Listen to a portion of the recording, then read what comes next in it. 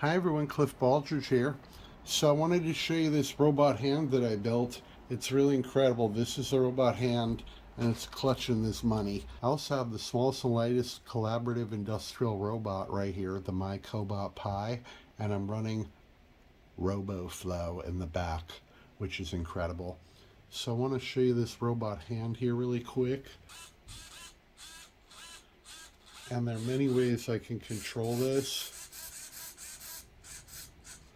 One is with machine learning and artificial intelligence. The other is I can use a glove. I can pre-program this for different tasks. And I can also use hand tracking like they use in VR and computer vision.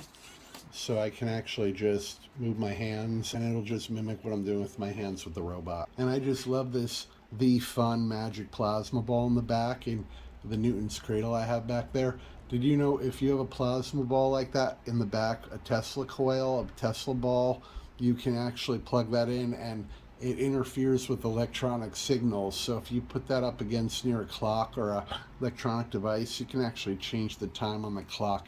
It's pretty funny. But I'm going to do a close-up here right now of the hand.